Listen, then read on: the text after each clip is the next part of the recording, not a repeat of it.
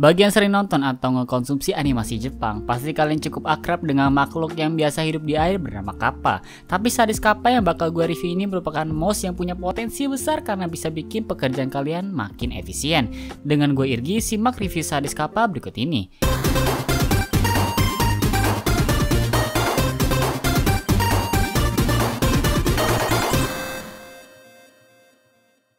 Box sadis kappa gak beda jauh sama sadis Neo Whistle yang baru aja gue review sebelum ini. Bahannya tipis di tengah tapi agak keras di sisi pinggirnya. Kalau di depan ada gambar mouse, di belakang box lebih ngejelasin spesifikasi dan bagian mouse. Unboxing experience-nya gak ada yang menarik karena cuma ada mouse di sini dengan tempat khususnya. Gue pengen bicarain dulu soal desain mouse kappa ini. Panjang mouse ini 12,4 cm, lebar 6,8 cm, dan tebal 4 cm. Buat gue yang biasa pakai Logitech G Pro X Superlight, sadis kappa bisa gue rasain perbedaannya karena sedikit lebih lebar meskipun tebalnya hampir sama. Punggung mouse-nya di sini hitam doff yang halus dan ada logo icon sadis menyala. Cuma bagian ini gampang nimbulin bercak goresan dan minyak. Jadi pastiin aja buat sering-sering cuci tangan kalian dan bersihin mouse supaya gak kotor. Bobot mouse sebesar 132 gram yang bukan termasuk ringan loh ya. Gue yang biasa pakai mouse dengan bobot setengah dari sadis kappa ini ngerasa berat banget. Persebaran bobotnya yang paling besar dan terasa itu ada di bagian belakang mouse yang gue asumsiin jadi tempat sebagian besar PCB mouse. Soalnya kalau secara material keseluruhan mouse itu dari plastik yang keras. Untungnya sih kabel sadis kappa udah braided dengan panjang 1,8 meter, jadi bikin pergerakan mouse jadi makin enteng. Bukan cuma punggung mouse yang halus, tombol mouse juga demikian. Ada 4 tombol mouse yang glossy, jadi bakal makin licin kalau tangan kalian berkeringat atau habis makan gorengan yang berminyak.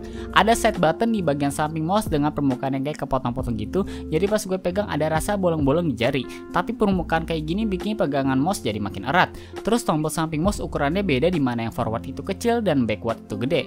Ukuran beda kayak gini jadi bikin kita tahu kalau tombol kecil berarti tombol yang depan, sedangkan tombol besar berarti tombol yang belakang. Dan kalau dipencet bakal ngeluarin suara yang gentle.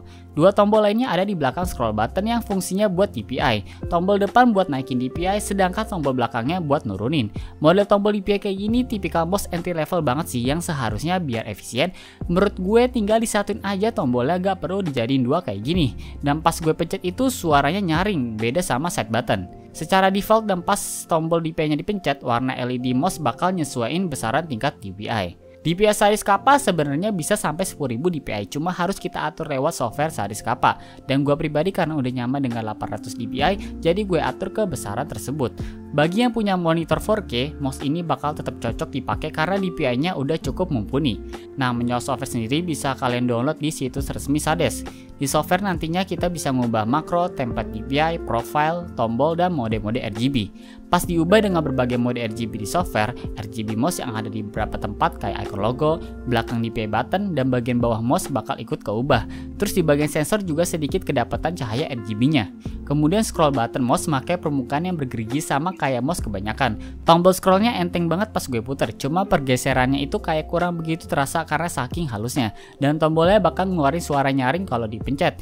Di samping scroll button tidak lain ialah left dan right button. Suaranya juga nyaring kalau dipencet. Maklum aja sih karena sadis kappa bukan mouse silent. Dan pas dipencet agak sedikit berat dibandingkan G Pro X Superlight yang biasa gue pakai. Kedua tombol esensial ini pakai switch Wano yang sayangnya durabilitasnya agak dikasih tahu sadis. Tapi biasa sih kalau mouse yang pakai switch Wano bisa tahan hingga bertahun-tahun. Sadis kappa pakai sensor PMW3325 dan polling rate-nya udah 1000 Hz. Sensor mouse yang termasuk entry level ini tetap bisa buat gue pakai main game kompetitif FPS kayak CSGO. Presisi dan akurasinya juga lumayan tinggi. Gue coba buat ngegame berjam-jam sih hasilnya agak beda jauh sama G Pro X Superlight karena gue tetap bisa bikin akurasi tetap terjaga. Meskipun G Pro X sendiri memang sensornya lebih mutakhir. Dan gue bakal lebih nyaranin kalian buat pakai sadis kappa ini di atas mousepad biar lebih terasa presisinya dibandingkan langsung di atas meja. Apalagi 3 bantalan karet di bawah mouse gak begitu ngasih gesekan yang kencang kalau di permukaan licin. Bagi gue pribadi pas pakai sadis kappa, hambatannya itu bukan di sensor, melainkan bentuk mouse dan bobot mouse yang lebih besar dibandingkan G Pro X Superlight. Mungkin bagi kalian yang biasa pakai mouse enteng dan nyoba sadis kappa harus ada penyesuaian lebih lanjut dan pada akhirnya nyaman dengan karakteristik mouse ini. Cuma yang gue suka nih, semua tombol sadis kappa bisa diubah lagi fungsinya. Apalagi ada side button yang biasa dipakai buat main game MOBA kayak Dota 2 misalkan. Atau kalau mau dipakai buat ngerjain dokumen atau ngetik-ngetik, di software kita tinggal ubah aja tombol forward jadi copy dan tombol backward jadi paste. Alhasil banyak potensi yang bisa kita terapkan ke sadis kappa demi efisiensi pekerjaan.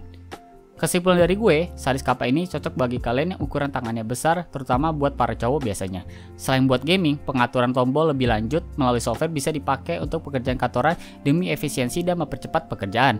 Namun bobotnya yang tidak begitu moderat membuat pengguna harus membutuhkan tenaga ekstra saat menggerakkan mouse. Saris Kappa bisa kalian beli dengan harga 200.000 ke bawah 1.000, yang link pembeliannya udah gue taruh di bawah. Dengan gue Irgi, sampai jumpa lagi di video Game Time Review berikutnya.